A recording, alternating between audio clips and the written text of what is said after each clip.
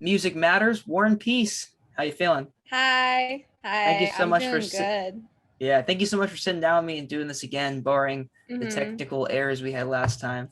Yeah, I hope nothing happens again. Yeah, I hope so. It's always a challenge, but yeah, no. So what we were saying in regards to online challenging things, just school. How's been being back in school been? I really like my classes this year. Yeah, it doesn't even feel like I'm like it just feels like it's like a long bunch of video essays that I like really enjoy watching. You know, you ever watch video essays on YouTube and you're like, wow, I really like this. This doesn't even feel like learning. It's just learning, but it's fun. And last year it wasn't really like that much. But I felt like I was doing some work. But Are you so far, taking are you taking classes you like more this year, like subject yeah, wise? like I mean, I didn't know if I was gonna like them that much, but I'm taking two humanities classes that Oh, this year, and I really like them so far is a that what you're lot. majoring in, or are you majoring in music?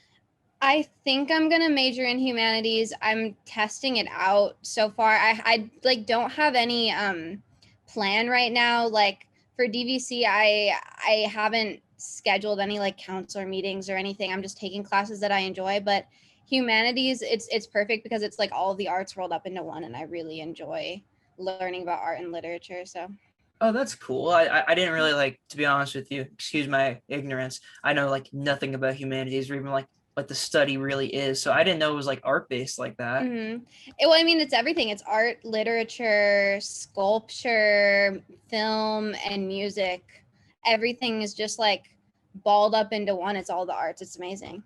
Yeah. So for background, we met through school. We met in a music theory class, Yeah. and yeah, For and that was like, context. how does that contrast like taking music classes, taking these classes? Is it easier or harder? I don't know. They're very different classes. Like Yeah. the music class, it was a lot more hands-on than these kind of classes where you're just reading a lot. But I don't really mind the reading. I enjoy when I enjoy what I'm reading, I enjoy reading. But like the music theory classes, I don't know. I just didn't really enjoy music theory as much as I wished I did. But it kind of made me shy away from taking a music class this year. But it's cool that you're taking piano. I think that I would want to do something like that, like an instrument class, focusing on one thing instead of just theory. You I've know? like very quickly realized that it's like totally different. Like it's not like theory. And I think we might be in the same boat. We're like you as a musician, but me just as some. I don't know.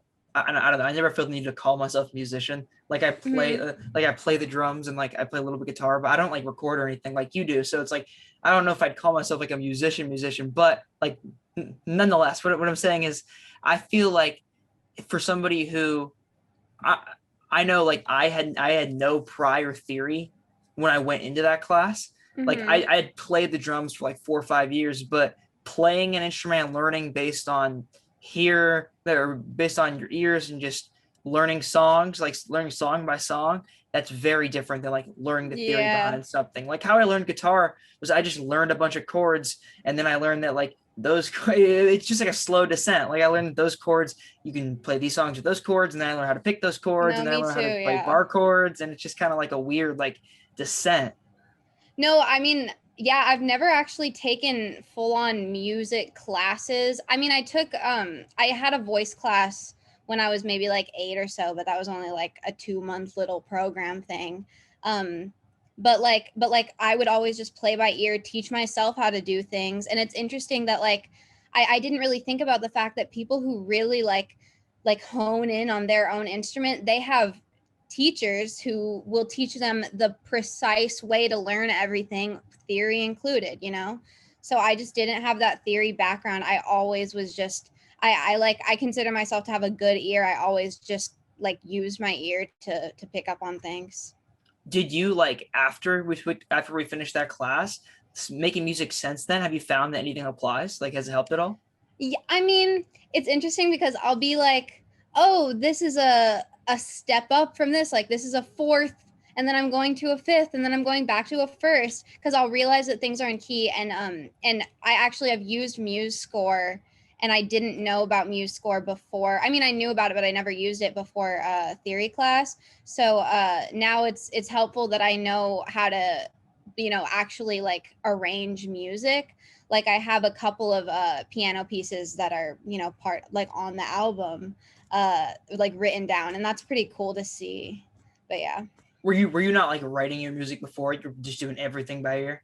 I live by voice memos. I love just like doing a little piano tidbit and then keeping it on voice memos. And I'm like, okay, like if I forget these chords, at least I have them on voice memos and I can figure it out eventually. Like I would never write things down unless it was like super complicated, and I would just write on a sticky note or something. Oh, this is an E, this is an A, this is a G that I'm playing, you know?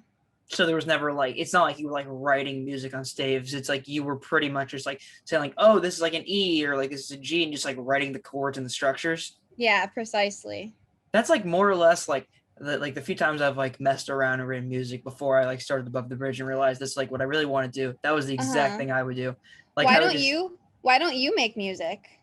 I love playing. I play drums all the time. I'm learning more and more guitar and I'm learning piano, but it's just it's I've realized that like I really like if I wanted to, I could put a ton of time into it and I'm sure I'd be okay at it. But I love Above the Bridge too much, to be honest with you. And I just love putting time into this. So it's like I'd You can almost do both. You can no, I do both. do. Why not? Jack No, of all no. trades, master of none, you know? Yeah.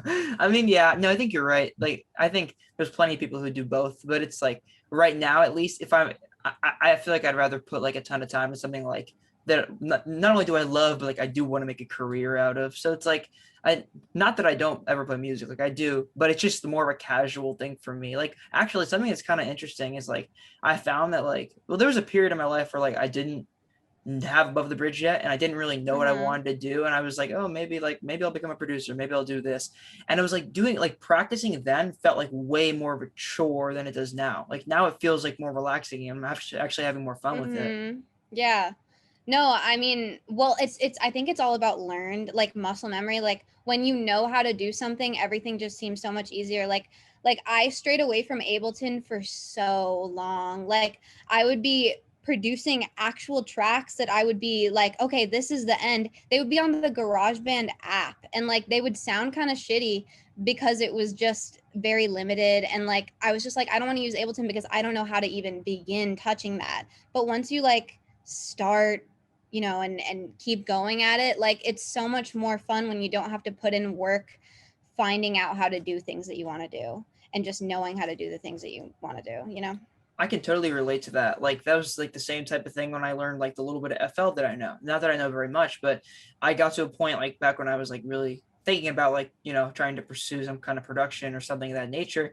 Like it got to the point where like I could lay down melodies and like add drums on top of them without like thinking about like, oh, how do I do this? I just knew like how to do it. Then it Mm-hmm. became all about the sound. And that's when I feel like the barrier to entry to like Yes. making music starts. Yeah, it really is all about the sound. That's the best part when you get to the point where you can do everything that you want to do, production wise. And then I mean, I still struggle with production to be honest, but like when you can finally just like only focus on the music, it's a great feeling.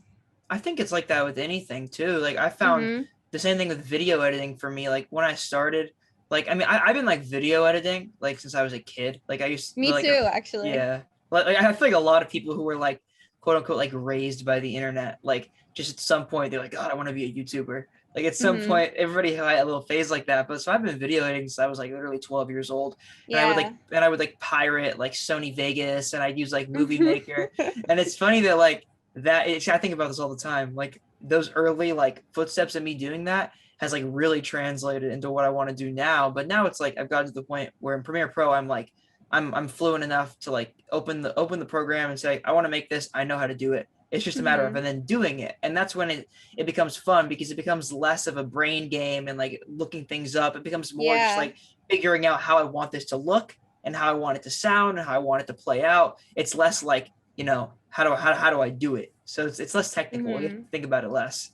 Yeah. I actually, before I started getting into music production, I really wanted to be like a film editor, like, or director, or do something in film because I would take film classes.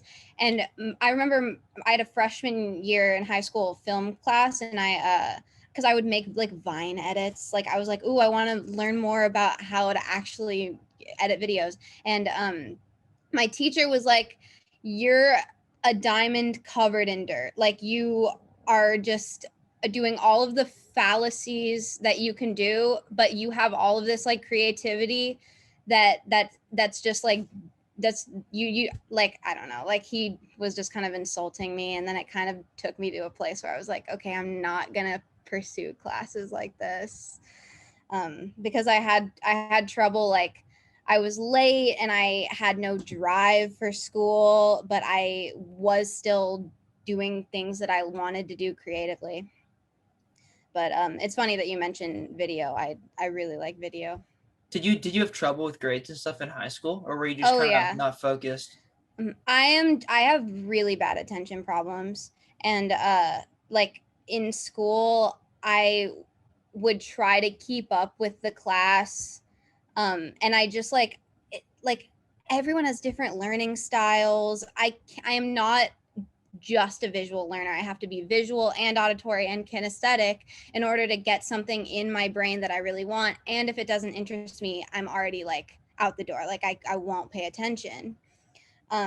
So like I transferred to Horizons from College Park, um, like halfway through high school, and it was so much better because I had one-on-one teachers, and then I was getting straight A's because I can get straight A's. It's just about the environment, you know. I could not relate to that more. I'm the same way. And what was frustrating for me is like, I don't know, I've always prided myself in being this might sound arrogant. I'm sorry if it does, but like I've always prided myself in working very hard at everything I do. And that was the really hard thing about school is like I felt like I would put because I have bad attention problems as well. And like I felt like I was pouring everything into it and I wasn't getting the results. It felt like a waste of time. And it was so frustrating. And that's why I feel like I've gotten to a point with like Above the Bridge where like it's really nice to like have a direct result from your work. And I feel like you can probably relate to that with Yes. music. Yes. When you spend so much time on something that it just feels like your baby, you know, like the widespread hack, I just have so much love for it because I spent so many hours and like all of my ideas, everything, it was all me. And like no one was telling me what to do. And I think if someone was telling me what to do, I would hate it, you know? That definitely like comes out on the album as well. Like I think Thank part of you. yeah, of course. And I think like part of the reason like after I met you, like I started gravitating to your music so because I genuinely listen to your music all the time. Like Oh, I that's love your music. awesome. Oh my gosh, I love hearing that. Good, That is good. so cool. Well, you deserve it. But I'm saying like I think part of the reason I really like gravitated to that album so Mhm. much is like what you would write down about it, about how the album's like for overthinkers. Like, can you go into that real quick? Because like for me, I pretty much understood like exactly what you meant on a sonic level almost immediately because it sounded like when you listen to that album there's so much going on and it sounds like there's like Mhm. sounds coming everywhere and it to me it really encapsulates like what it feels like to like be in a state of anxiety and overthinking your future Yeah. and overthinking everything. But like can you go into a bit like lyrically how you kind of Um, reference that? yeah, well, I had so many ideas, but they were all like about my brain. Like they were all super interpersonal. Like I feel like right now I'm writing a lot more lyrics about relationships with others, but back then I was not doing that at all. I was like, this is all about me. And like I was almost thinking even like the most narcissistic thing you can do is write music with lyrics because it is all about you to a point, you know? And I was just like exploring my brain and how I deal with things. And I like for so long, and I still struggle with this, I would get so mad at people who can just like engage in everything comfortably. Like I put so much work into like just being a human being and trying to like exist like everyone else, you know, like I like sometimes I'll be like, I wish like human nature was contrived differently because like I just feel like I'm out of place everywhere. And so I would get overwhelmed, you know, even in like just the most casual conversations where nothing matters, like no one's going to care about what you're saying. I would overthink everything that I was saying. I would be worried about how I was being perceived. I have really bad trouble with just how I'm perceived by every single person, like even the people closest to me. And I really want them to perceive me exactly the way I hope they do. And when they don't, I get frustrated and annoyed. So I wanted to really put that into an album, and I wanted to see if anyone related. Fiona Apple, when she was making her first album, she said that she wanted to make an album where like everyone understood her. And then when the album came out, everyone would understand her and she'd have a ton of friends and feel really good about herself. But that, the exact opposite thing happened. Yeah. Didn't like everybody hate her first album? Like, wasn't it like critically just like Well, she was like, super? she started getting pinned as a sex symbol when she totally Yeah. wasn't at first, and no one was like listening to her shit actually, like fully, like because it's poetry, But Yeah.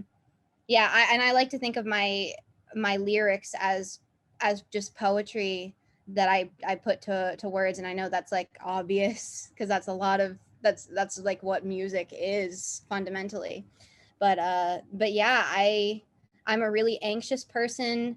I'm an overthinker. I get overwhelmed super easily, and I wanted to have an album where it's not just all these crazy sounds. I wanted it to be calm but also overwhelming. I like that you said that there's a lot of sounds going on because I wanted to fill it. I wanted to jam pack it in the nicest sounding way possible where it still doesn't feel like, oh, I have to like train myself to like this music because it's so in your face. I didn't want it to be in your face. I wanted it to be overwhelming but really nice and calm and tiptoey. I mean that comes across well, and I think it's rooted in the fact that when I say this, I don't want to like box you into a genre because I hate saying like you. I hate telling artists or anybody like this is Yeah. what your art is to No, me. But tell me what genre I am because I have no clue. well, it's like I feel like what you just said really personifies the fact that I feel like you're like a true like experimental pop artist because like what you were saying, it's like a lot of these sounds are out there and a lot of these sounds are something you wouldn't usually hear on pop record, but it still has the ethos and like the easygoing like feeling of a pop record. It's almost like it's think about like if you were rafting down like the most like comfortable and like calm river ever on like a sunny day, but there's people on each edge like throwing rocks at you. Yes, that's, That's what oh it my feels like. gosh. That is an amazing explanation. I really like that what do you call it? A hyperbole? No, that's an Something exaggeration. Something, analogy, yeah. Yeah, hyperbole. analogy. I really like that analogy a lot because that's like exactly what I was trying to go for, and I view myself as a pop artist. Some people would be like indie, but I feel like indie, that word is so overused now to the point where like indie artists aren't even indie. But Well, that's the yeah. thing about indie. It's like indie started as like, Sorry, someone's coming in. oh, you're good. Indie started as like a just a word to describe independent artistry, but like now it's become a genre when it was never really a genre. Like indie was just Yeah. independent, but now for whatever reason, it's like independent rock or indie rock is now like labeled to a sound, despite the And fact that it's like fully capitalized off of too, like indie music, like people are yeah. calling Billie Eilish an indie artist, and she's literally the most popular artist right now, like that you can imagine. Yeah, but like I mean, people can call it indie. I don't have a problem with it, but it's also like, is it really underground? Is it really independent? Because it feels mass produced. Well, that's like this is like excuse me if this sounds like it's in bad taste because it's not, Mm-hmm. but the way that people use indie as like a label almost feels like musical cultural appropriation in the sense that like Mm. what indie music was like independent music gave off a certain ethos and a certain vibration and a certain like sense of just lo-fi ability and just like there was a subculture around indie music as the entity of independent music, and now it feels like people have taken that independent music subculture that was mostly born out of struggle and mostly born out Oh of a yeah. lack of resources, and they use it as a marketing stance. Mm-hmm. Yeah, I mean, like how hard it is right now to like really make it without like money, connections, anything, you because it's hard to get that cult following right now, and unless your cult following is world smaller than you would expect it to be. I don't know, like just speaking from my experience, I've never performed my music yet, but like I would not call my following even a following, and I don't even know how to grow a following at this point because I'm not promoting my shit the way that like you would get promotions if you were attached to a bigger label. But let me ask you this, like, why not? Like, did you do not want to promote it? It's just I don't know, I'm not the most social person. Like I don't know a lot of people. I don't have a lot of connections. The most I ever felt like I had connections actually was right after I released my album, and people would reach out to me and be like, "Oh, this is great. Like do you want to do XYZ with this?" And I love exploring those ideas, but also like um I don't know. I'm tied between a juxtaposition of wanting to feel super authentic and also Mm. wanting to be out there and be able to promote my shit and have people listen to my music, because that inadvertently always feels inauthentic. I totally relate to that, and it sucks because it's like there 100% is like something within like your subconscious. Because I feel this way too. I don't even make music. I feel like I Hmm. feel the same way with Above the Bridge stuff. It's like there is 100% like a part of you that feels inauthentic when you're creating something that requires connections, but you don't want to like. Here's a good example. I've been down in LA a good amount this summer, just Hmm. like interviewing different people and meeting different Yeah. people. And it's weird because half of it feels super authentic. Like it's like I want to be there and I want to be doing this. But then even if it's somebody who I believe in and I want to promote their music and I want to make this connection with them because of the fact that I want to help them, it sometimes feels inauthentic just by nature of me being the person to reach out. Yeah. No, that totally makes sense. And it's like I know like in my heart like the intentions are good, but like what you were saying, it feels like inadvertently just reaching out to somebody sometimes feels like you're trying to use them. And I'm sure it would feel the same for you if somebody's like, you want to like promote this, you want to do this, you want to play this show.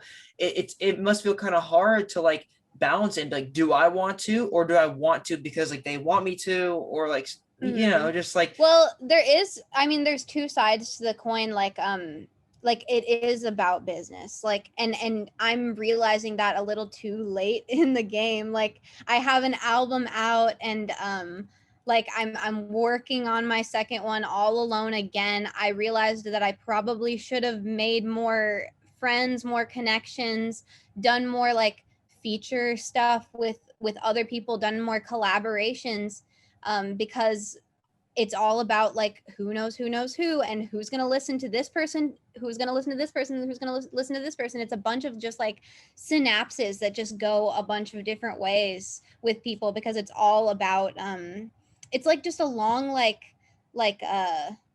conga line of people, you know. it's really weird, and you start to realize that more and more as like as I'm interviewing more and more people, talking to more and more artists, whatever, covering different people, you start to realize that like in certain scenes like everybody knows everybody, and Yeah. it's weird. It's like 50% of like making it as a musician is like who you know, and it's reaching out to people, and it sucks because I feel like I interviewed a guy like a couple weeks ago, and we were talking about how like he almost in a similar lane to you, like he's doing a lot of stuff individually, he's incredibly talented, but he hasn't really had that marketing push yet. And we were talking about how like it's very easy to be like naturally gifted at making music, but not very many people naturally have that intuition to reach out and make connections. And if you do have one, Yeah. you usually don't have the other. No, exactly. I've heard from a friend of my family, and she said that like music is either 80% talent and 20% business, or 80% business and 20% talent. Like you need to be either in worlds good at your craft or worlds good at marketing. Yeah, no, that's really true.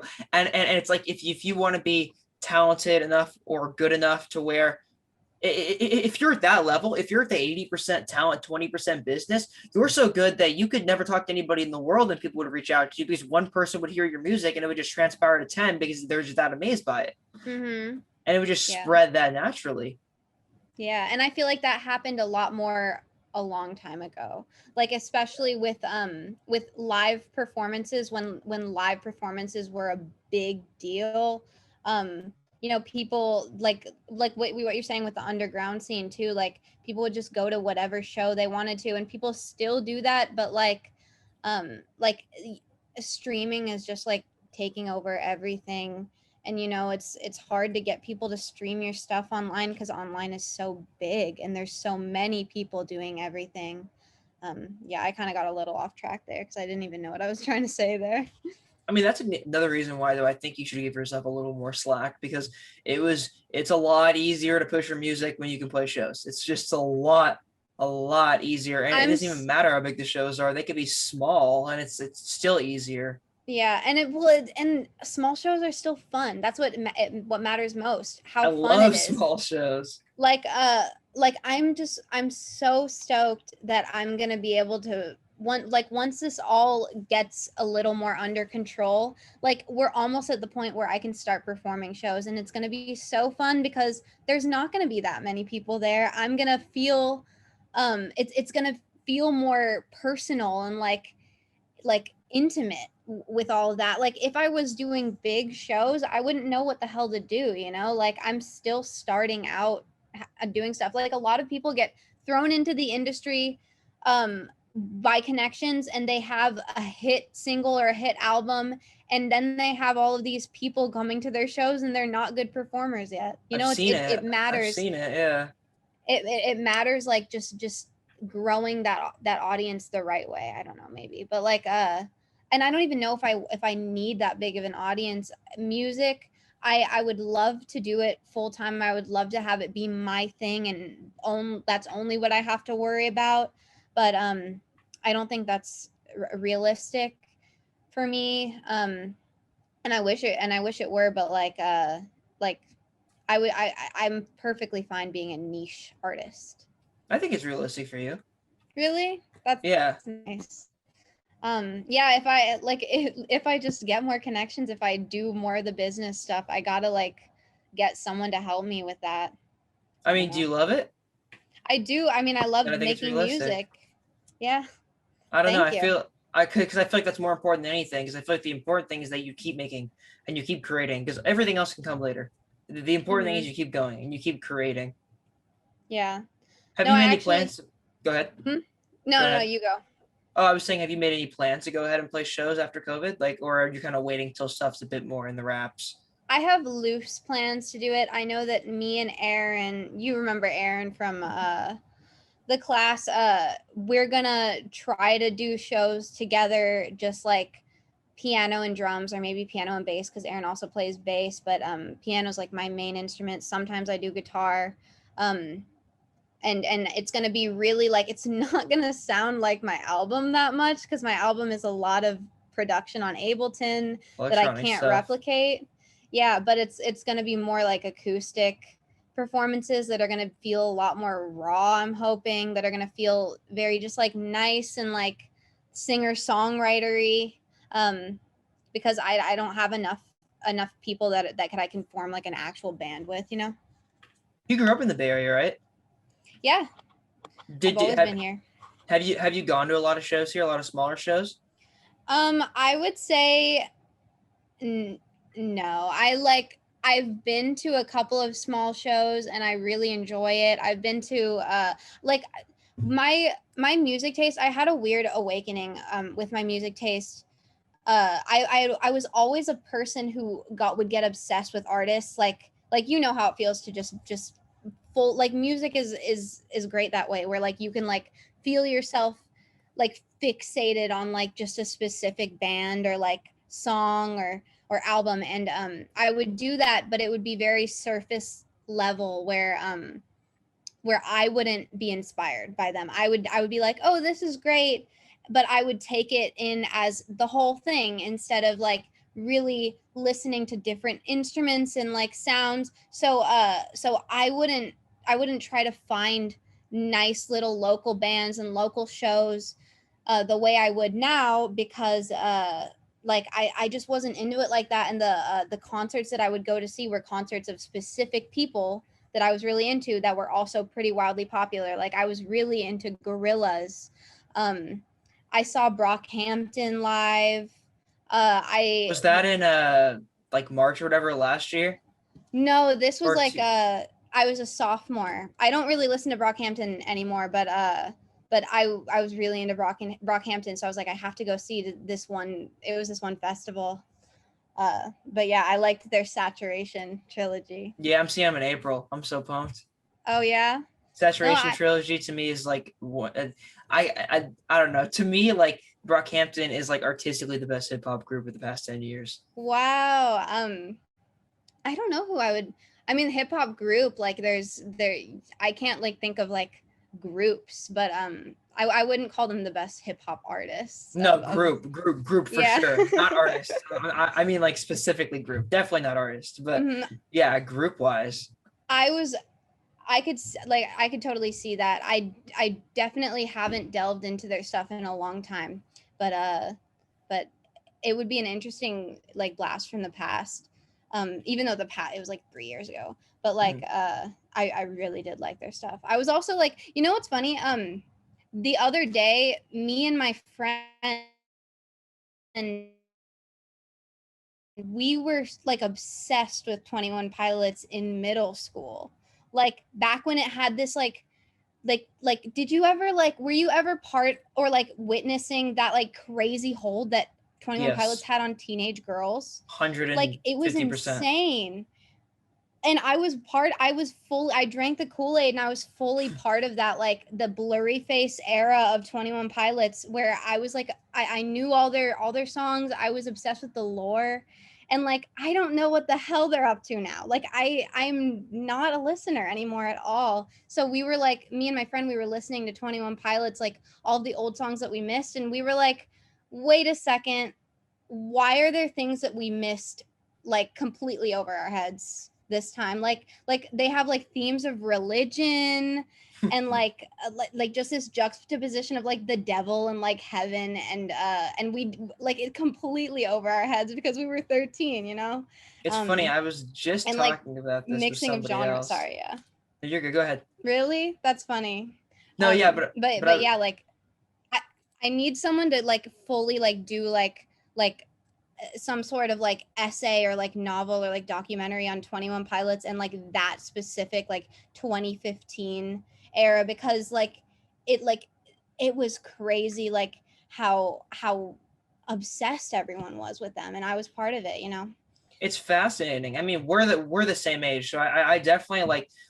I literally like my freshman year of high school, like my eighth grade year. Like I remember like just growing up, like all my like female friends were in that culture too. Like it was all like, and it was funny because I remember like as a kid, I was like, God, that's so cringy. Like that's annoying. Because I was one of those like Mm-hmm. purists, like just super arrogant, super like I was just a dick when I Yeah. was younger. Like I was like, if it's not Led Zeppelin, it's Who crap. isn't? Yeah. Everyone is an asshole in middle school. Like everybody is an asshole in middle school, and then they like grow up and finally learn that like people have feelings. I think the reason that is too is because everybody just secretly wants to feel like they fit in, and a good way to do that is to act like you're better than people. Mm-hmm. To be Yeah, or just honest, like, and I mean like you're finally like learning how to interact with people in a way that's like school almost sets you up for like the business world, where you have to interact with everyone every single hundred day, and you know you percent. have to have that like work relationship with people, and like you're realizing that like you have to be very covertly judgmental of people, if ever, like if you're going to judge someone, you cannot say it out loud. And that's what I didn't learn until like high school, because I was just a little shit, and I would say what was on my mind, like the Virgo I am. And just like everyone hated me because of it, you know, and Do that's you just middle feel? school. Do you feel like after high school, like after you graduated high, because I'm just curious if you could relate to this. Do you Hmm. feel like it's a lot easier to like weed out bullshit with people? Because I've found like since I've graduated, for me, it's like it's a lot easier to tell like what people I really want in my life. Because I feel like when you're I in high school, you almost have to interact with people you don't want to. Oh yeah, fully. Like I feel like it started even earlier for me because I started doing Horizons and I was seeing a lot less people, and like I only had like one or two friends in my school, but like I just like I can't be fake to people. Like I can't bullshit around with people, and I forget that other people can bullshit, like fully bullshit around. Like I'll have friends that will tell me, "Oh yeah, like I'm just nice to her when I see her because I need to be, because I like can do it." And I'm just like I just can't. Like I just want to like fully surround myself by people I enjoy all the time and people I respect and appreciate. See, that's interesting that that comes naturally to you because like I found like to be totally honest with you, like I found like as I got older, there was lots of instances in high school where I was like around people and I was just and I feel like now like hindsight's 2020, right? Like I can look back and like say confidently, like, yeah, I was around those people just because like they were around people that I liked. You know what I Yeah. mean? Like Hmm. it, they were like tie-ins almost, people that I Well, really did enjoy. it is hard to like to really express to people that maybe you're not one of their favorites. Like it's like, oh yeah, like we're both friends with the same person, so we might have to be kind of friendly to each other, but like it's hard to really be like, hey, this person isn't actually my friend, you know? It's weird too because it's like you don't want to be hostile to people, but it's like that's not really. I don't know. I don't think of that as a hostile thing. Like I don't think of Hmm. like surrounding yourself with people you want to be around as a hostile thing. You know, that's funny. I actually have wrote a song about this. If you if did you ever like look into my EP before my first album? Yeah, Um, the song Informal Attention is just about how like I don't want to talk to people that I don't enjoy, and if I'm not enjoying your company, I'm not going to be listening to you. But that's what that song is about. That's funny. was that EP like did that have the same kind of like driven concept that the widespread hack had? No, no, the EP was just a bunch of songs that I like I had a bunch of songs that I had produced and made, and I had worlds more that I wrote and just never produced. I still do. Like I'm writing hooks like every single day. But like that was just like I think there are 6 songs on that EP, either 5 or 6, but I just decided to choose like the cream of the crop of what I had done so far because I had only been making music for a year at that time, and I had just downloaded Ableton, and like I think only one of the songs that I made on that album was an Ableton song, and now it's funny because that's my my main software. Stylistically, was that like when you began making music, was that electronic sound kind of like just what came out naturally, or was it kind of influenced by like Yeah. what you listened to growing up? It's funny. I can even I can send you like a link to my private SoundCloud because I have like an EP that came out even before Rat Poison Pies that I wouldn't even consider like something I'm proud of right now. It was called Storm Duck, and it was I released it senior year after like only making music for like 2 months, and it's very like incoherent and like just a bunch of electronic sounds that I found on the GarageBand app because once again I was using the GarageBand app for so long. Um, which is funny because I haven't used that in so long. Like if I was to see the GarageBand app right now, I wouldn't know how to use it when I was once an expert at it. But yeah, like it's a long journey and it's interesting looking back at those songs, um, and just being like, wow, like I fully learned so much about music and about what I wanted and like how I wanted to sound and like what sounds I enjoyed, vocal production, even, you know. Did you stylistically grow up with that kind of music around you? No, I my parents are both like generic music listeners. My dad, he plays guitar, but and like my uncle plays guitar, so like I was kind of surrounded by music but like barely. um I don't know. I had to fend for myself in terms of music, and music was always something I was so into. Like from like my mom said that I started talking when I was, or like babbling when I was like just 3 months old, and like I would be singing in stores and like all the time, and like my dad will send me videos of me singing from like what was the question? I just realized that I don't remember what the question was. I went on a tangent about me singing. I was just saying, did you grow up listening to Oh the same kind of yeah. music that you make? Oh yeah. No, my mom just listened to like Flight of the Conchords, like parodies of shit. I Mhm. think I mentioned that last time I was I was we tried to do this like Bare Naked Ladies, Flight of the Conchords, just like funny folky stuff that's very easy to listen to. And like it kind of, I can kind of see where some inspiration would have derived from that, but like I was I was the crate digger. Like I was doing my own stuff. I was not getting influenced by my parents' music. Wow. So you mentioned your uncle played guitar and stuff. Did you? So like the way it sounds to me is that you learned production before you started like playing music, or is that backwards? I've always like played piano by ear. Uh, I like I remember being like 6 years old, really wanting to play piano. So my mom got me one of those little like $50 toy pianos, and I had that for a long time. Then I upgraded to just a regular keyboard that I've had forever, and I play that mostly. I know some guitar. Like I would not say I'm the best at guitar. I know how to do chords, like certain chords, and there are chords that I think are really pretty that like are the basis. Like I like 5 specific chords that like are pretty much the basis of all of my music. Like if you really listen and you're like, oh, like it makes sense, like that Olivia's using an A here and then an E here just because it sounds so beautiful, but like sometimes you don't recognize it because maybe I have a capo on or something, it's in a different key. But yeah, I don't know that much about guitar. I know a little bit about bass. I know a little bit about drums. I can hold a beat on the drums. Sometimes I try to get confident and really do something cool on the drums, and then ends up sounding really bad. But yeah. How much of like the sounds on your album are like originally piano pieces? Like how much of it, or how much the Let's piano sounds on that kind of stem from those? let me think. So Up Atop was a piano song that I had written. Um, the song goes like do do do do do do. Yeah, that song I had on the piano. And what else did I have?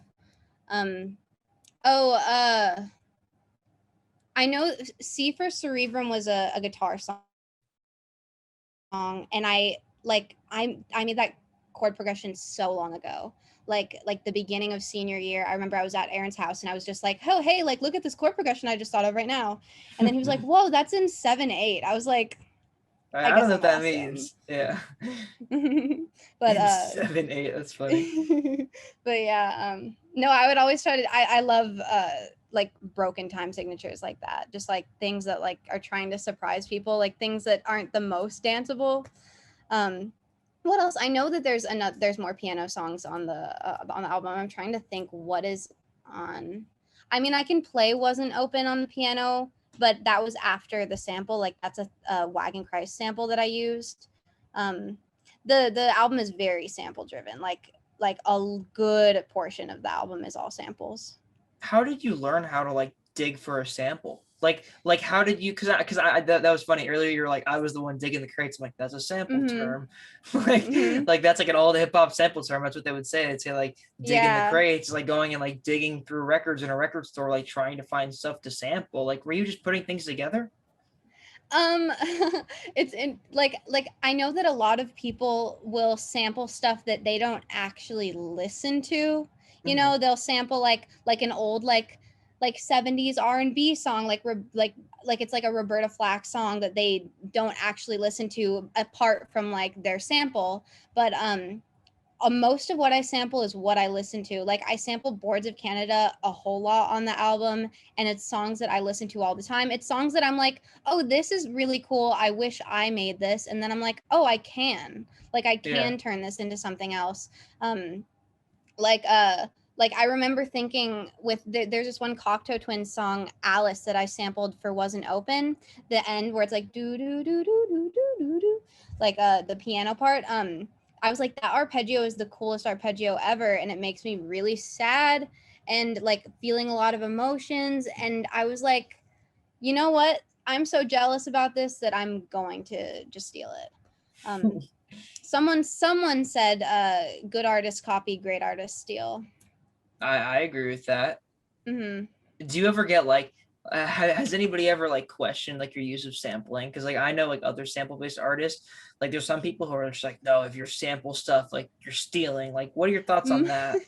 Yeah, that's actually funny. On my EP, Tap Dance Story is a sample of the Sunny. Like everything's a sample on that. It's a sample of the Sunny Side of the Street by Sun Ra. Like you know the do do do do do do do that part, and then the drums are a sample of Never in Your Sun by Stevie Wonder. And my friend Liz, she can't listen to the song because she's like, this is a really good song, but it samples Never in Your Sun, and all I can hear is Never in Your Sun. And I don't want to listen to it if it's not Never in Your Sun, you know? That's definitely I feel like a struggle like a lot of Oh, sample based yeah, people will go through. It's totally. almost like people like put like a different lens when they listen to sample based stuff. But it's Hmm. also like if you really know your history, there's a lot of genres that have been born out of sampling. Like if there was no Oh, hip hop, yeah. there'd be no, or if there's no sampling, there'd be no such thing as hip hop. Yeah. No, and but like I like when like the other side of the coin is flipped and like people are like, oh, I loved that sample on your album, like like I recognized it immediately and it's great, and then they like both songs. That's the best. Like yeah, my best friend Bella, she was listening to my album a couple of days ago and like talking me through it, and she was like just this antenna sample that you use, like it's so perfect. And I was like, oh shucks. Yeah. Ah, shucks. I don't know. I sometimes I don't really enjoy it when when people I know that I like I it's weird because the people that I don't even think about wanting to listen to my music when they tell me that they love it, I'm like, "Oh my god, that's amazing." But then when people that I really want to listen to my music, like my friends, my family are like, "Oh, I listen to your album all the time." I'm like, "Ah, like oh, okay." And then I get really nervous because I'm like, they're hearing a side of me that like I don't know, I don't ever like I'm not around my friends when I'm producing. I'm not really like singing. I mean, I sing, but like I'm not really like producing music around my friends and family the way that I would go in if I was by myself. Huh. That's really interesting to me. I can somewhat relate to like getting praise and not really knowing how to take it. Mhm. It's weird. It's a really weird thing, and I can only imagine like it seems like you put a lot of yourself into your music. That's easier for you to say in your music than it is in person. So I Oh, could fully.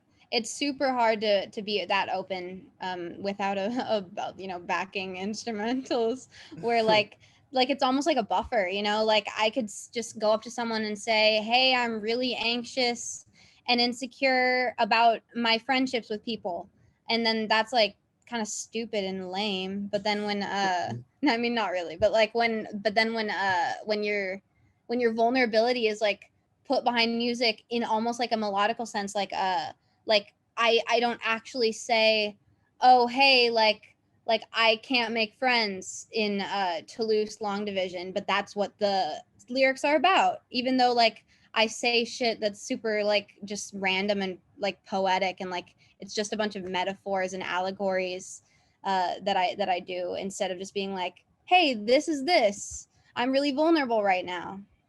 it reminds me of those memes where like people make fun of like rich like white people on like TikTok dancing to like Kendrick Lamar songs about like him like in like growing up in Compton like going through poverty. It Mm-hmm. reminds me it's like the same contrast, right? Because it's like on one hand if you go up to somebody and like I'm not sure if this is what the song's about, but I'm just like saying like so let's say you go up to somebody and you're like talking about like oh like I have trouble making friends.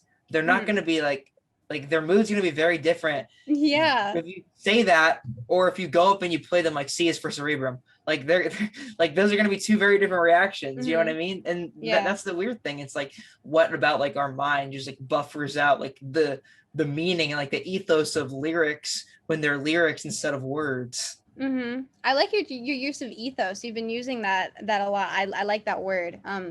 I just like to sound Uh, smart.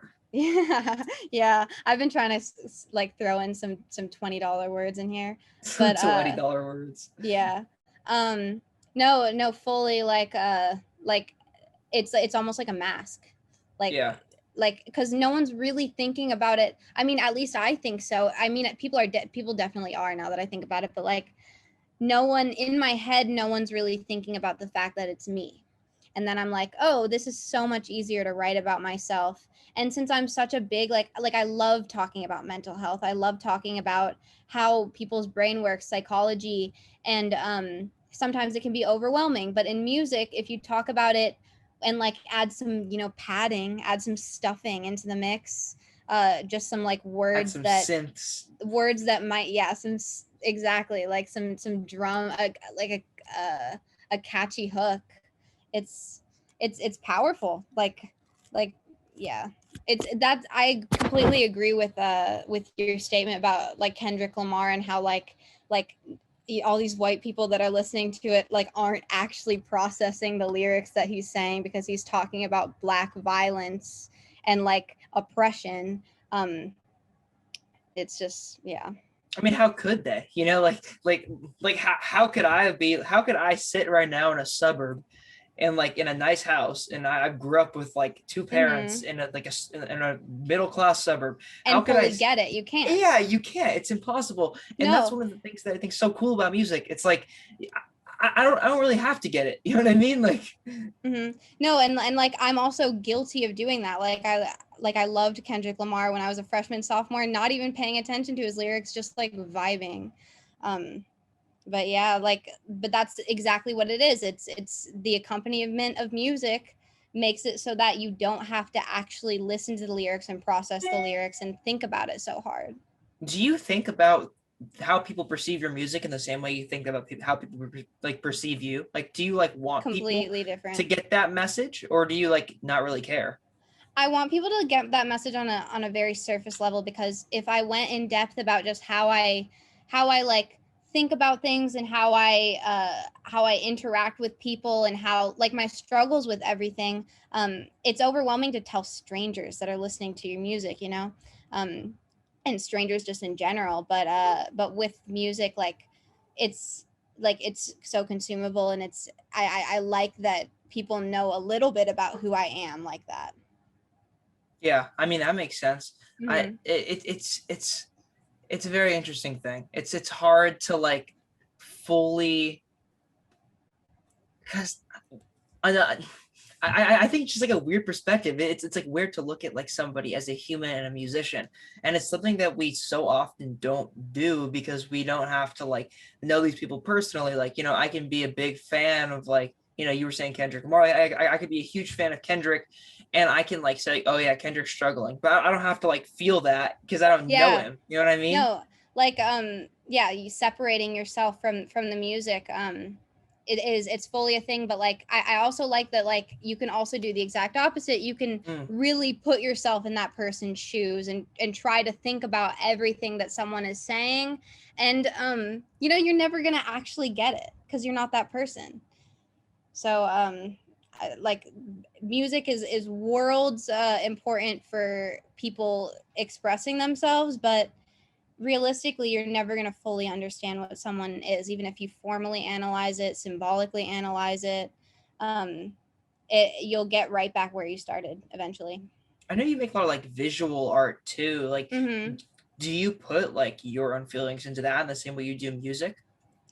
um Kind of. I mean, I would say my art style is more just like what I like at the moment. Like I'm like, oh, I like drawing this, so I'm gonna draw this, and I have a bunch of symbols that I draw. But the symbols, I like accompanying them with my music.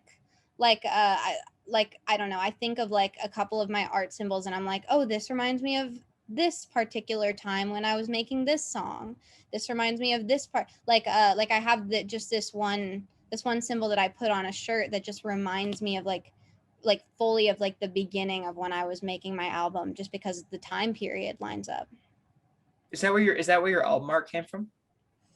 My album art is it's that was way before. It was way before I ever started making the widespread hack, but it was oh, my computer's gonna die. Wait, can I pause for 1 second and get my charger? That's fine. Okay. I can cut. Okay, yeah.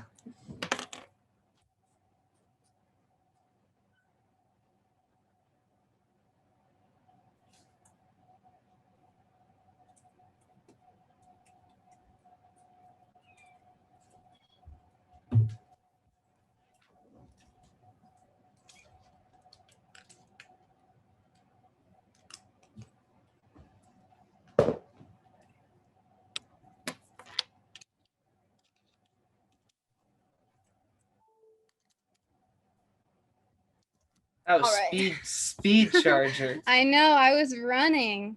I didn't know how much time I had left, but my album art is, I made it like senior year, and the album art is actually me trying to create myself. Like I was like, I wonder if I could create myself out of just a bunch of celebrities' faces. Is that what that is? Yeah. It was, Hold and I up. have so many. I gotta get a look at this while you're talking about this. That's tripped me out. I have so many other attempts at it too. Like there are like 4 other alternate covers that just don't look like me, and that one looks the most like me, even though it doesn't look like me. Like I don't know. It kind of looks like you. sometimes I'll look at it and I'll be like, oh, this kind of looks like me. Like it's just a bunch of like random people. I don't even remember who it is anymore. If someone can decipher it, that would be awesome. But where did that idea come from? Like it was just something you wanted to do? I have really bad like face blindness. I never know what I look like, and I've struggled with like facial self-esteem. Like I know a lot of people they like struggle with self-esteem with like their personality. They're like, maybe I'm not cool enough.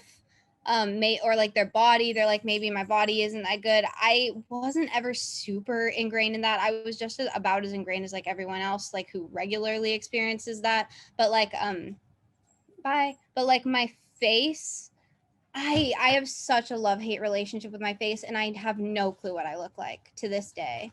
Like I'll look at myself, and then I'll see a photo of myself, and I'm like, those are completely 2 different people. So I wanted to see if I could like fully like recreate my face from other people, and it didn't work because I don't know what my face looks like. You know, I kept having to ask people, hey, does this look like me? And I still do. Every time I try to do a self-portrait, I have to ask people. Whoa, that's fascinating to me. Wait, what was the word you used? You said facial unawareness? Face blindness. Face, I mean, is that a thing? I think it's a thing in psychology, but I'm using it kind of incorrectly. Face blindness is like when you can't decipher other people's faces. Like you know who these people are because of like their style and their presentation, but like you don't fully recognize their face, and like you get a lot of faces mixed up. But I don't have that, but I have that for myself. I So felt this is I'm self-diagnosing myself here with no evidence, but I've like felt like that my whole life. But I didn't know that I didn't know there was like a thing. I didn't know there was like a word for it. I know that a lot of people deal with that too. Like, and it's partially, I think it's because like we do have so many expressions as human beings. Like we're not going to always look the same, and like we're growing and developing, and all, like I'm not done. My face is not done aging, you know. Like Yeah. I'm not in my like prime form. I don't even know what that means, but like, you know how people say like when you're in your 30s, like that's like what you You look look like. yeah. You know, like I'm still a teenager and I'm growing up. But yeah. That's so weird to me. Like the fact that you couldn't. So were you looking? So was that pretty much your attempt at like making your face without looking at your face? Yeah. I probably did look at some face references, but like it's all photos of me that I take that I really like. So then I'm like, oh, does this actually look like me? Like I never know what I'm supposed to call looking like actually me, because all of the photos I really like of myself are really contrived, and I really positioned it so that I really like it. But photos of me that I hate are like really candid and like maybe from a bad angle taken from someone else. So I never know what true neutral is for me. Not, you know, looking like it. So I probably did look at a reference, but it still didn't help me at all. That's so fascinating to me. I've never Mm-hmm. like put those like thoughts like two and two together. Like I guess a lot of people really don't like I don't want to say don't know what they look like. I don't think that's the right way to put it, but they like don't you can't remember it. Like Mm-hmm. if I was like somebody was like, okay, like what do you think are some key features of like Dante's face? If they asked me that, I don't really know what I would say. Like it's weird. That's what's a really weird thought. I think it's really Yeah. interesting that you made your cover like Mm-hmm. that. No, yeah, and like I think I used to explore that a lot more too. Like I have old lyrics where I have like mirrors as iconography, you know, like I I just like, or like cameras. I think I do have, oh, on the widespread hack I have a song partially about that kind of thing where it's like I don't know who I am. And that's the what is it called? New Potential. It's the second song on the album where I'm talking about just like an idealized version of myself and like almost like a robot, like completely different than me. I talk about like how you don't need to like capture me in any sort of way with like I say no need to bring your video camera. I'm like fuck this. Like you don't need to perceive me in a way. That's Yeah. that one, right? Uh-huh. Yeah, that's a weird thing to think about too. Like I almost feel like this reminds me of a project I did one time in school. It was like how different is my perception of myself. It was like an inquiry project, so we had to like take a question and then like look into the question and like write a paper about the Mhm. question. But I remember my question was essentially, I don't remember exactly how I worded it, but the question was essentially how different is my perception of myself when it's contrasted to what other people think of me. And I Mhm. feel like what you're talking about with the face thing is very interesting in that regard. It's like, I wonder if you put a bunch of people in a line and you were like, draw your face, and then somebody else drew your face, how close it would be.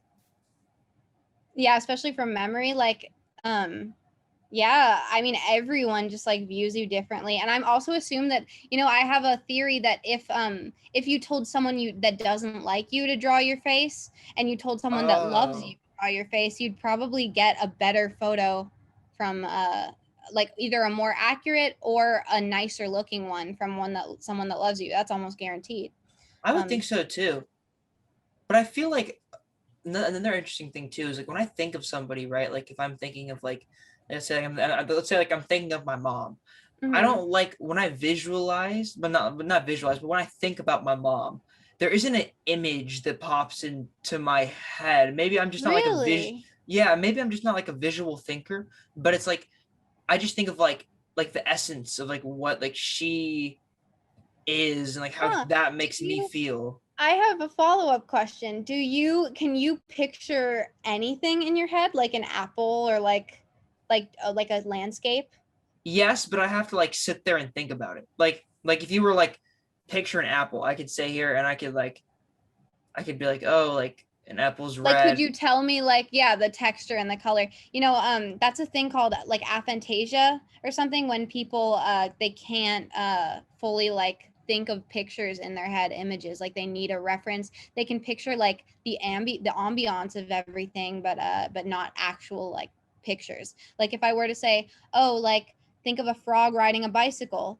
You and I could think of a frog riding a bicycle. Like uh I think of that not to meme. make any assumptions, but for you it might take a little bit of time from what you've been saying. But I can immediately picture it, but like my sister can't at all because aphantasia is like a thing that people have, you know, their brains just like can't visualize things.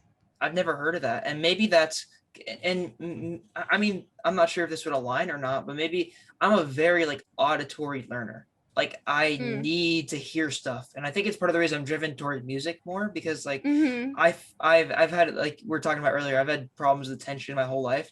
And I Yeah. find that in a world where everything is so overstimulating and so hard to focus on to me, the one thing that I can purely focus on is music. And I think that's why I love it so much. And it's that might have a lot to do with the fact that like I like something that like before an image pops into my head, it's like how somebody sounds. Yeah. Oh, that's interesting. Like you can picture people's voices. Yeah, definitely. Yeah. And I feel Yeah. like I need to hear somebody to picture their voice, like, I have or a not, question. or picture them, I guess. Who would you say is like your favorite artist of all time, like musical artist? Like ever? Yeah. Red Hot Chili Peppers. Red Hot Chili Peppers. Interesting. Yeah. I don't ever wanna feel. Yeah. I don't know. I Maybe. Well, why do you ask? I don't know. I just I wanted to know. I feel like that tells you a lot about a person. Hmm. Yeah. I mean that like whenever anybody asks like that ask me that question, that's like that's where I go to first. Yeah, But yeah. No, it's a tough question because like how does your brain even choose a favorite? Like I have a favorite artist that's like a baseline that just what I say when people ask me that question, but like I have so many favorites at different times, you know, like if someone were to ask me who my favorite artist is, I would say Stereolab, but if anyone asked like right now it's not my favorite artist. yeah. Like right now I'm listening to a lot of like Flying Lotus, but like Stereolab is just like the baseline like it's the answer to the question that when people we want an answer, that's the answer that I give them. Yeah, that's exactly how I feel. Like, for example, like today, I'm taking another one of Zebley's class. Shout out Zebley, man. I'm taking another one of Zebley's classes. I'm taking the this jazz history class right now, and Hmm. it was like the first day or whatever. So we had to like do a little discussion post, and it was like like the basic questions, like Yeah. what's your favorite artist, like your history of music, whatever. And I in the same way that like Red Hot Chili Peppers were like my go-to answer for that. I have a go-to song, but it's based on like how the song makes me feel and like and what I remember about that song and like what that song means to me. It's No Surprises Hmm. by Radiohead, but it's just like Great song. That's a great song. it's my favorite song ever. I But I I have a love hate relationship with Radiohead. so do I.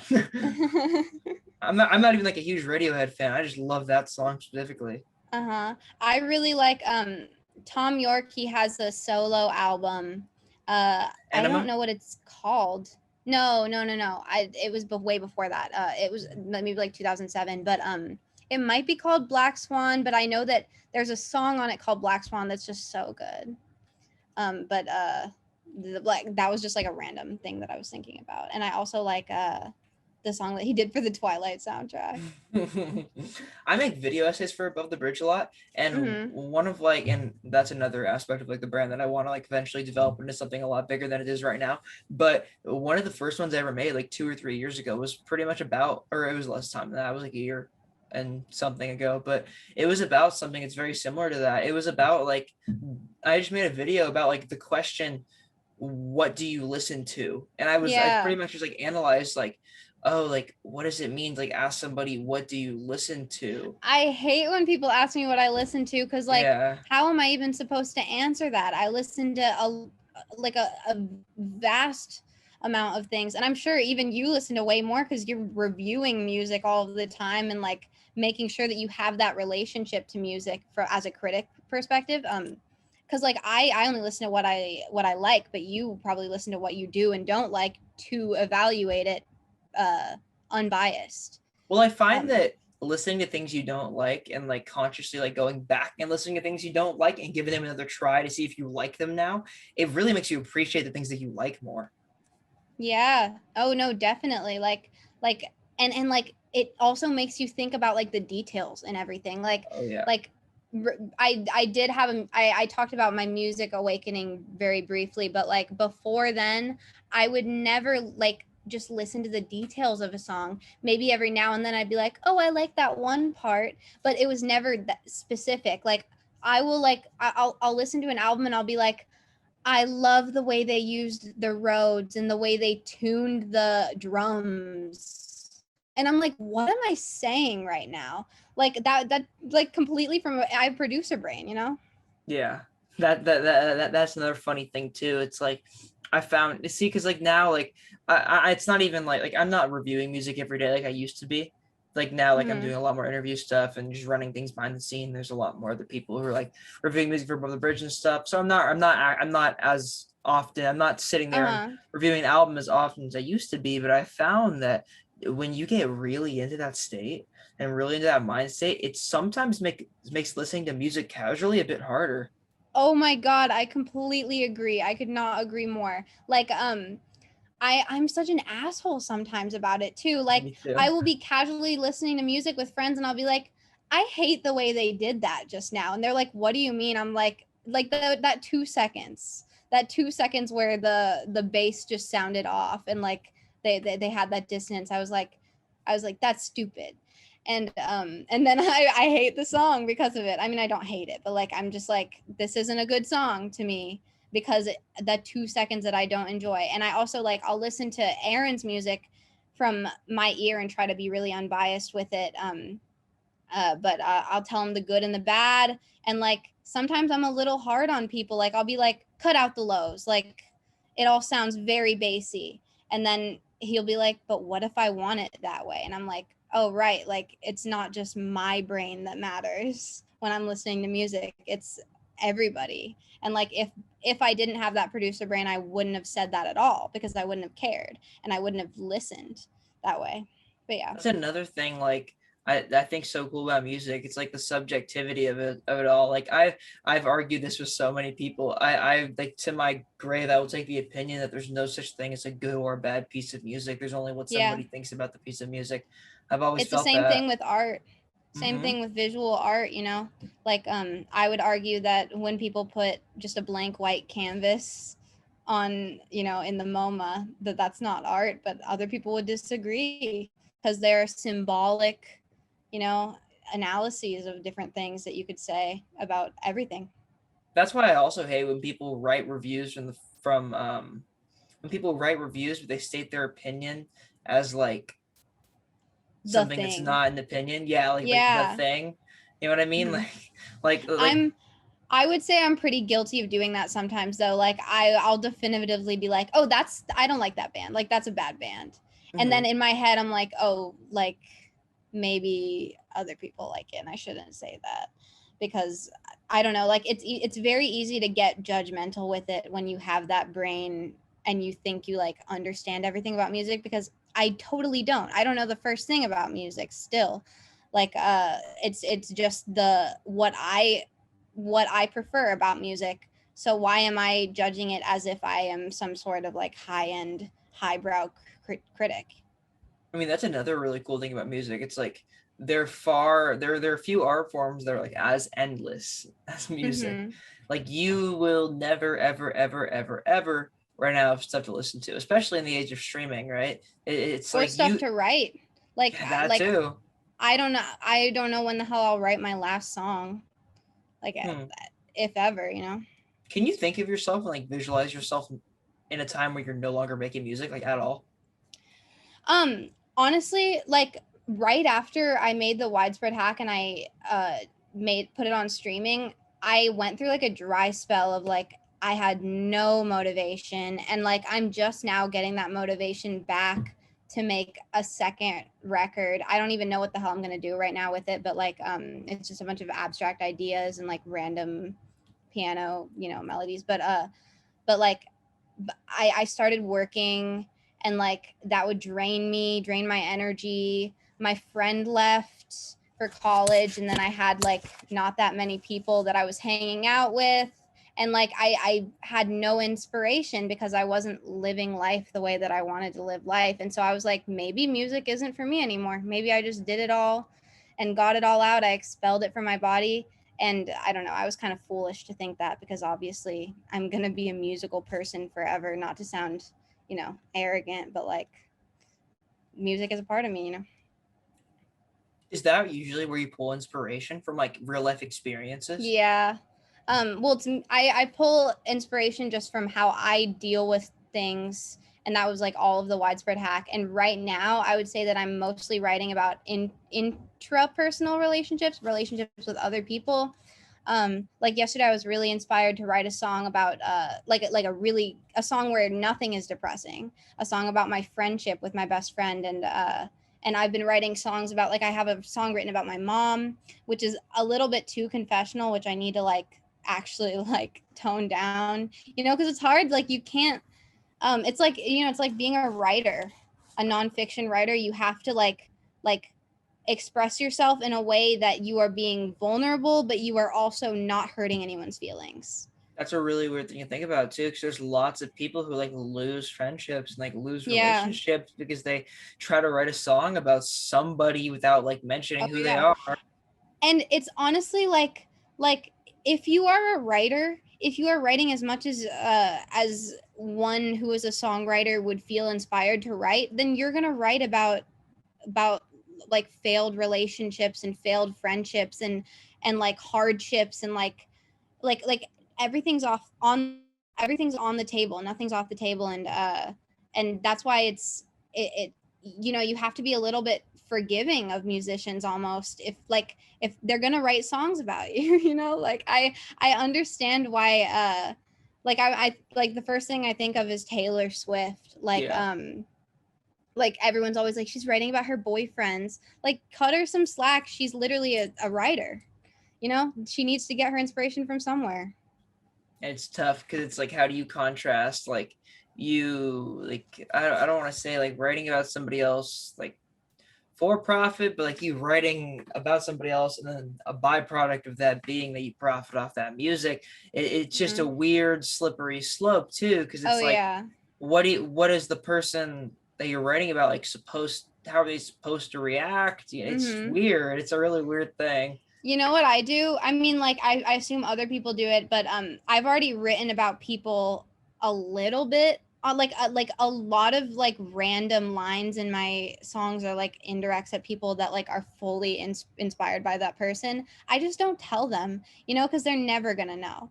They're never gonna be like, that's me. If I like maybe reached out to them and was like, hey, there's a little line in the song, find out if it's Try about to find you. it. Yeah, exactly. Like they're not going to think about it that deep, which is again ties back into what we were talking about, how like it's very easy for people to understand you on a surface level from your music. Like no one's going to think about it too hard unless they're like fully trying to analyze your shit. And I don't think anyone's actually tried to, you know, analyze it, and it's never going to be correct because only I know what everything is. Not to gatekeep my own music, I'm not trying to do that, but like there are things that only are for me on my album. And I think it should be like that, you know, like there's like, I was just talking about this with, I got coffee with a friend this morning. We were just talking about the same thing. We were talking about how like nobody's ever going to care about your stuff as much as you are. So it's like, and that's because other people care. How could I care about your stuff more than I care about my own stuff if my stuff isn't your stuff and your stuff isn't my stuff? You know what I mean? Like it's like by nature of two people being creative, you will never care about somebody else's creativity more than you care about yours. And if you say you do, then you're lying to yourself and you're being disingenuous. Because and there's also like I feel like I'm accidentally painting myself out in this interview to sound really narcissistic, but I don't mean to be like that. But like it's honestly, there's art in being selfish. Like you need to explore yourself. You need to like figure out how you work as a human being, because everyone's different. And if you're focused on other people, then you're not gonna like make any art that's very personal to you. And for a lot of people that's hard, like myself included. Like it's very hard for me to like just, you know, think about myself and my well-being sometimes before other people's well-being, and it's a hard balance. Yeah. um yeah, I always tell people that I do put myself before others in terms of like how I am doing, you know, not in terms of maybe actions. Like I like helping people, and I want to see other people succeed just as much as I want to see myself succeed. But in terms of feeling good and doing what I need to do for myself, that's way more important than doing what I need to do for other people. It has to be like it's just, it would be self-destructive to put everybody before yourself. And 24/7. so many people do it, and like I know that it's all in good nature, but it's like being selfish doesn't have to mean being a dick, you know? Like a bad person. Yeah. Yeah, literally. And being selfless doesn't always mean being a good person. Like you can be selfless and it can be completely detrimental to you.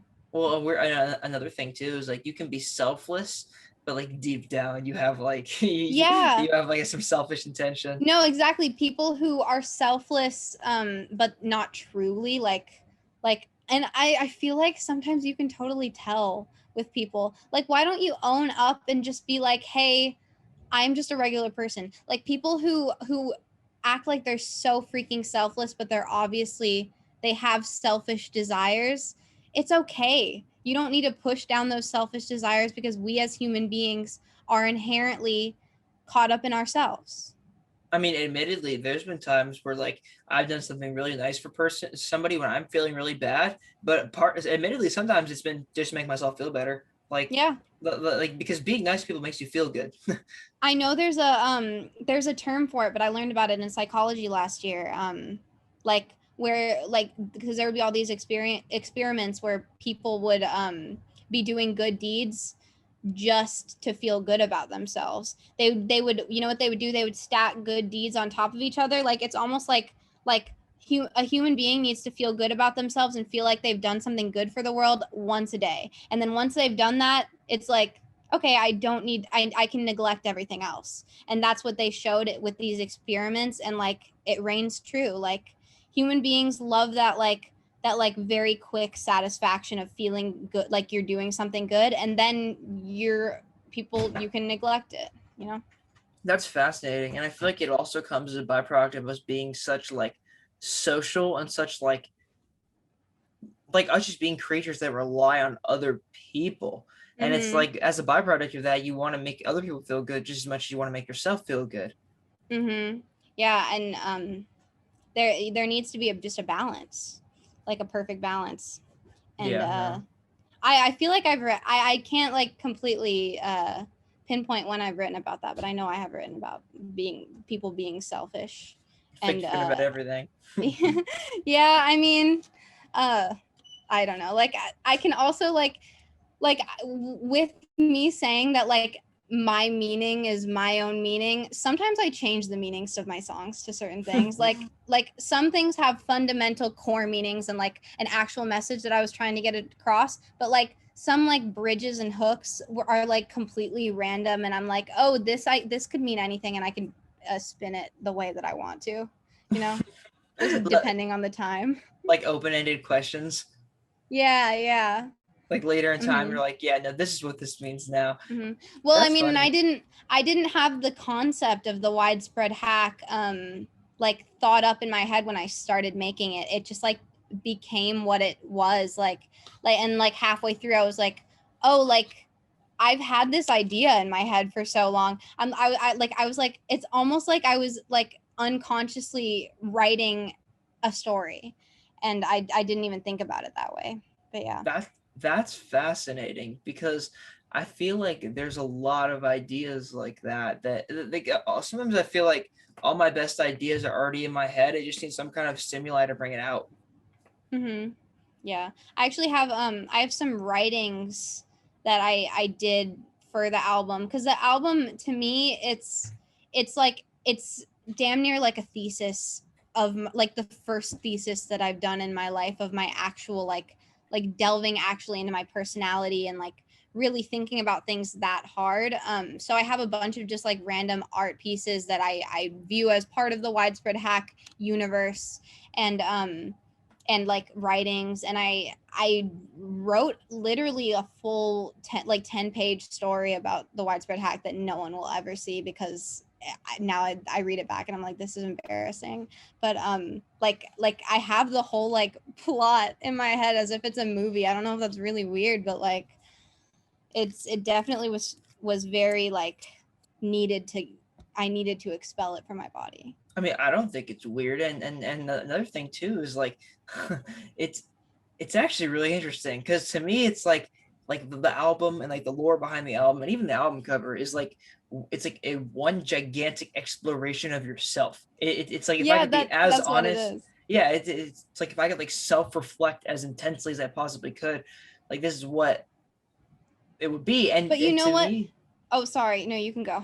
oh, you're good. And I was just saying, like, to me, I feel like there's so many people who need to do that. And it's hard. It's Mm-hmm. a hard thing to do.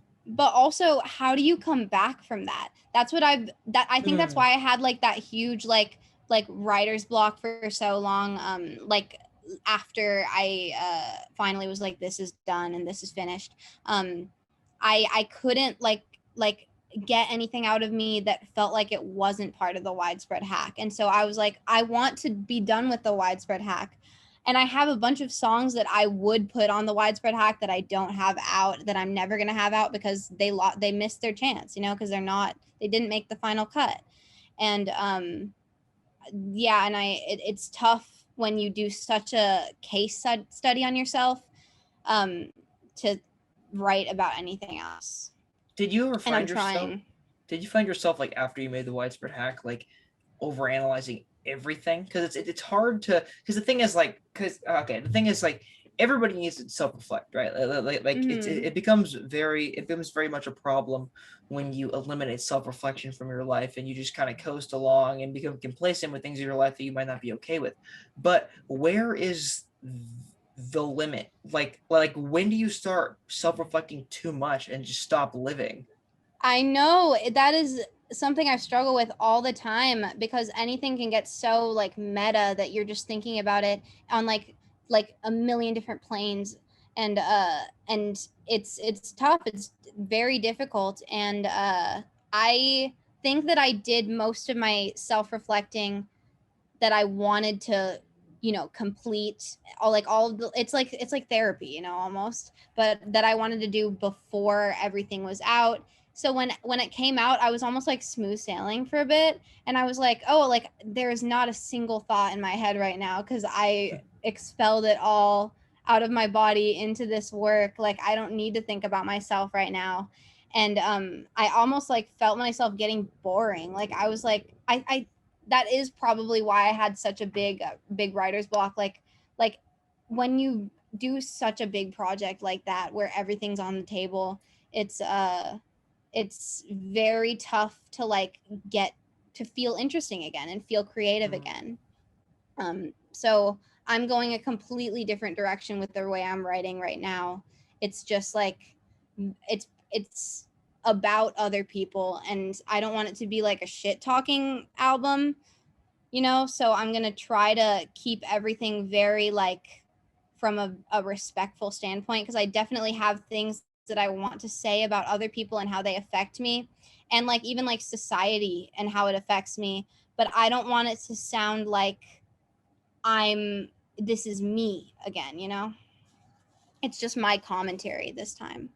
I'm But not yeah, sure if that's this a is little. intentional or not, but Uh-huh. like that in a lot of ways, like is what like the song "Think Harder and More Often." Like Mhm. that to me, like for a lot of reasons, like I don't know, I think like more even more instrumentally probably just because the song's so busy. It like that is one of the tracks that like really made me think about like that just that balance right between like self like you should like just think about yourself and then just living.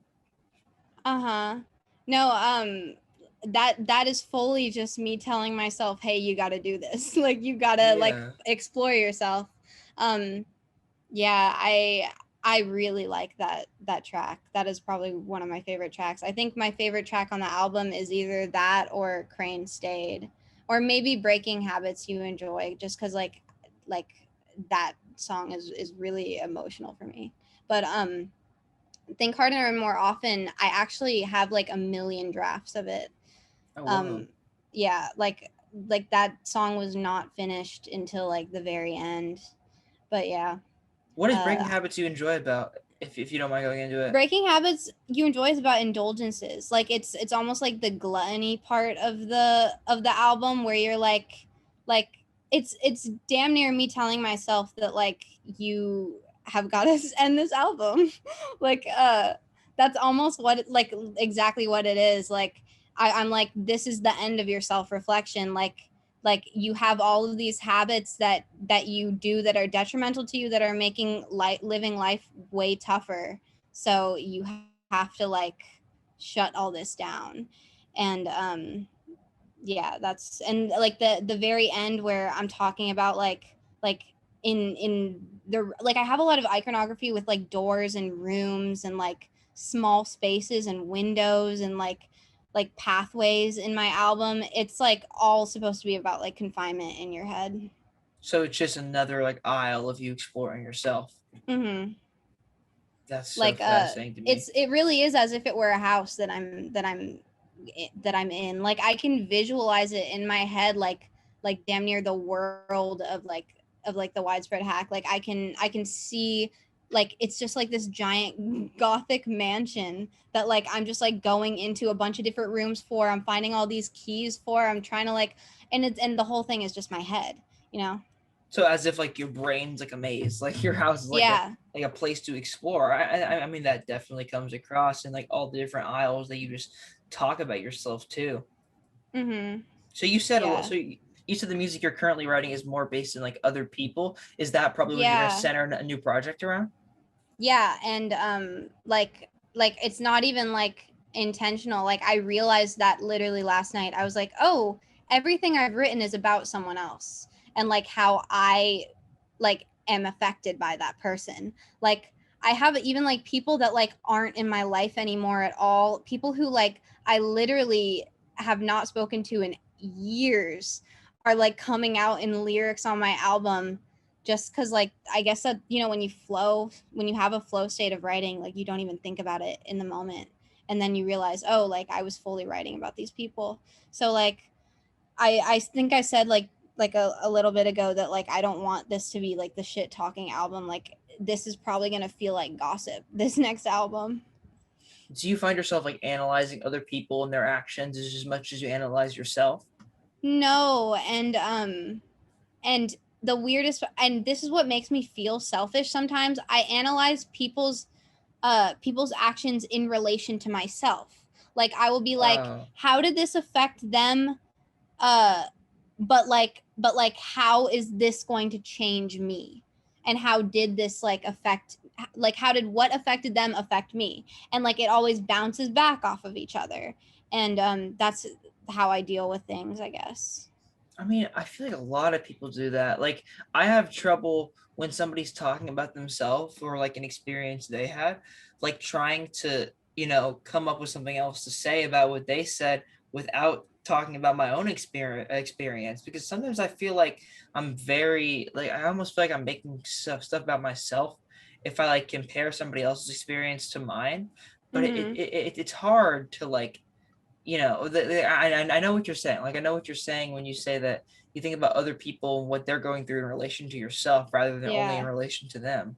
No, I think it is just like the attention problems. Like we have to relate to something. You know, like it's very hard to be like, "Oh, I'm listening to you." Instead, what I do is I completely like fully excavate my own personal experiences and then just push it onto the other person when they tell me like the littlest bit about themselves. And that's just me trying to be, you know, relatable, trying to get closer to people. And that's a hard thing to go through too. I totally can relate to that. It's like having to feel like you relate to somebody when sometimes you don't. Mhm. Because like Yeah. you reach and you try to find these things, you try to find like how what they said corresponds to your own life Mhm. and your own feelings, and sometimes it's not even that. Well, there is beauty.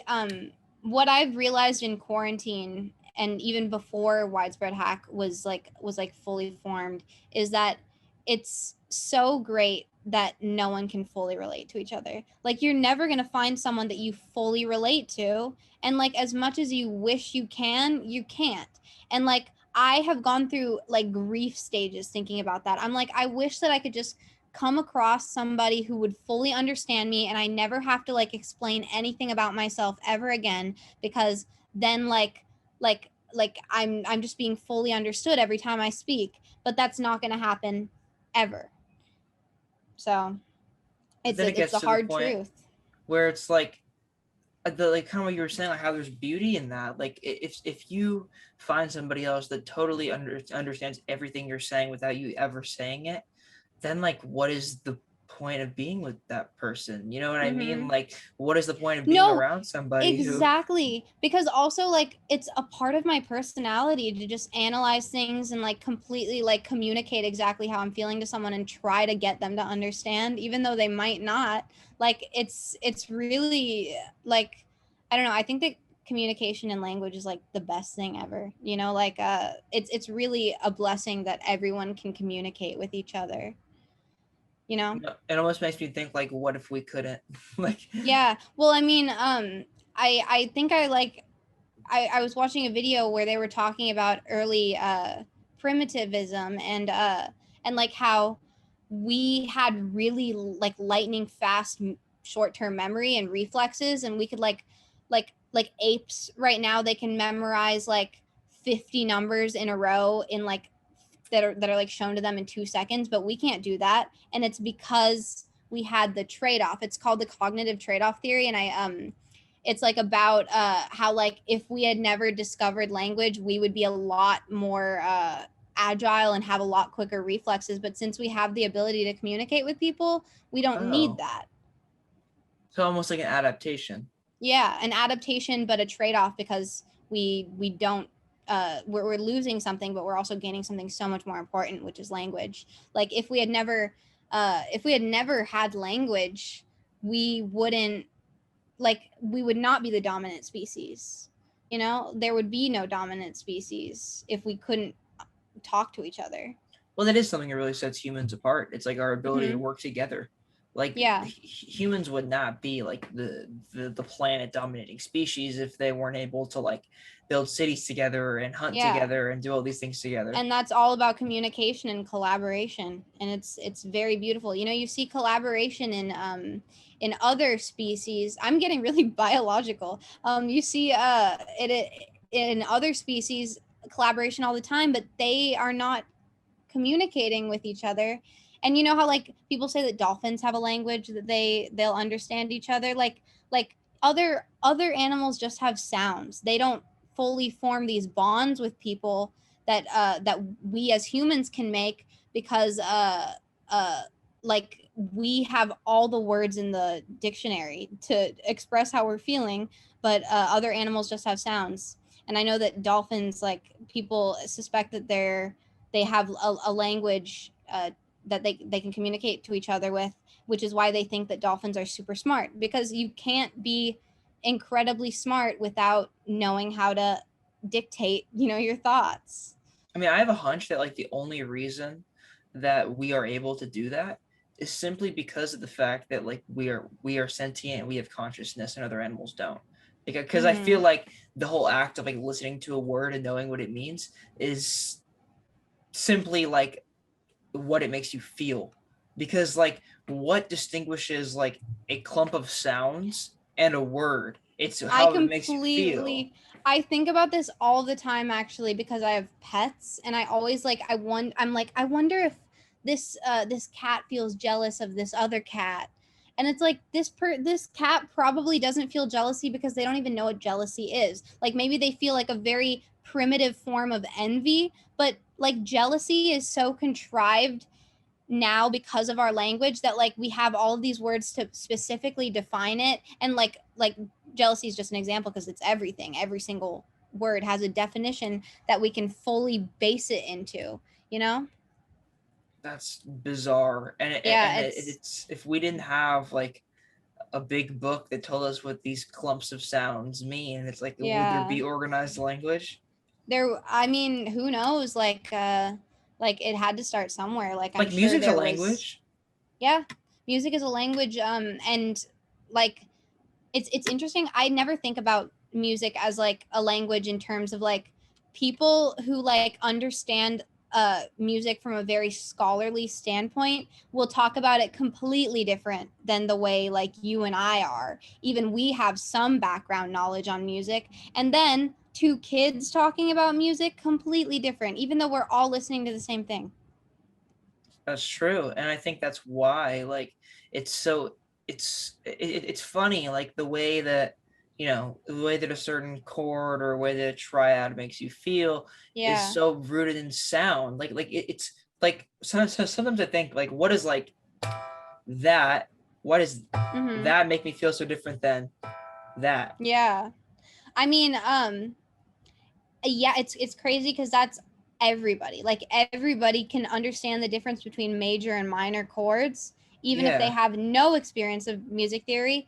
But it does pose a question, like are you any better at listening to music when you are like scholarly with it, when you have all of these terms to define everything? Like, you would think so, but we're all hearing the same shit and feeling the same shit usually.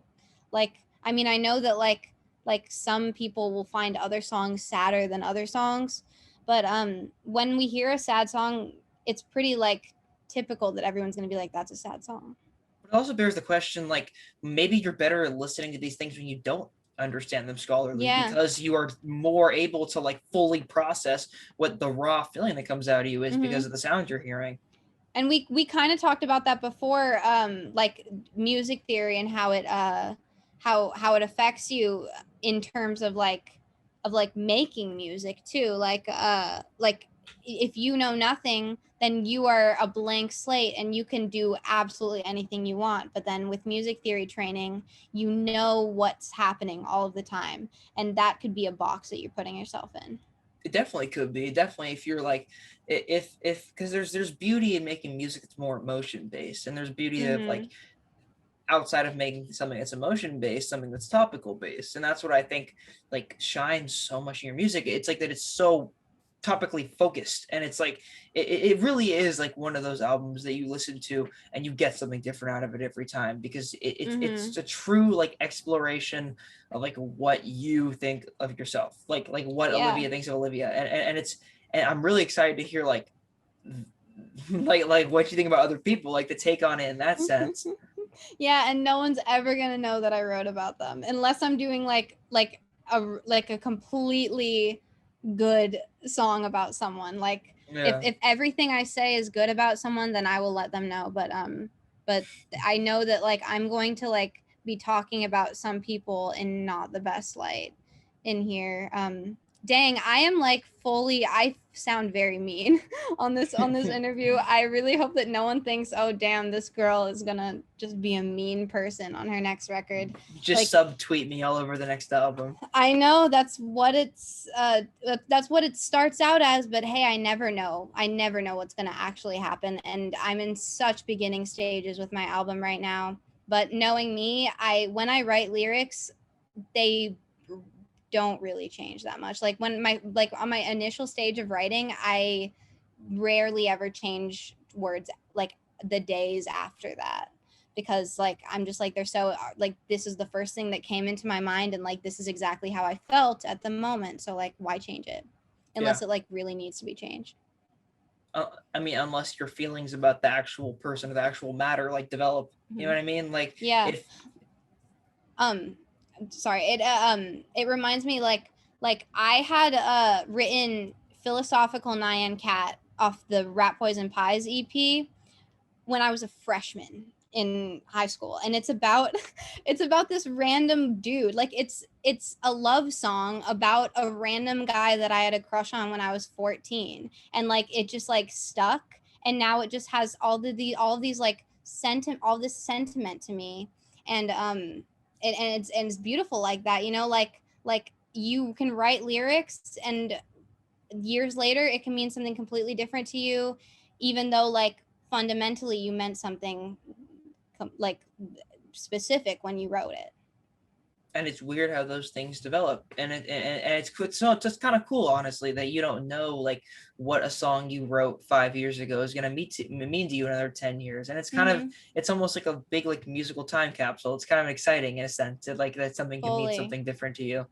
I like the term musical time capsule. That's totally what it Too. feels like. And even like you can feel that with other music too. Like there are phases I'll go through like fully listening to an album, and then I'll stop listening to it for like a year or two, and then I'll come back to it and be like, right, this is it. Like you forget how you feel, and I'm sure you feel completely different. I mean, I know I do. I will listen to an album for the first time, and then 2 years later the like 30th listen is completely worlds different.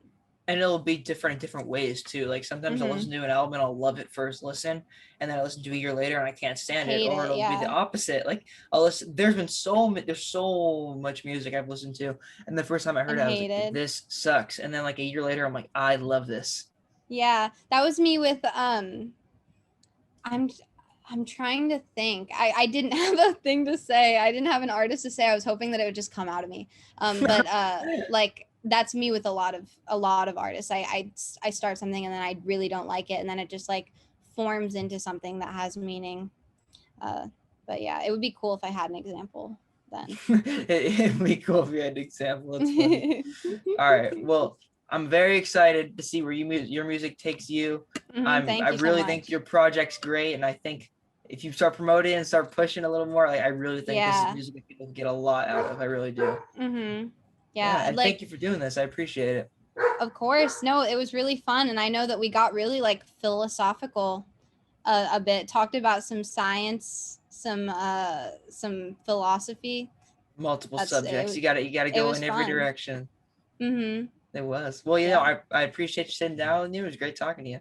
Yeah, maybe when I have my next album out, if that is soon, like I would totally do this again. I'm so 100%, 100% Uh-huh. down. And All right. when you play live, you gotta let me know. Oh yeah, for sure. I'll be the All first right. person to the War and Peace show. Definitely, definitely. All right, Olivia. Thank you. It was good talking to you.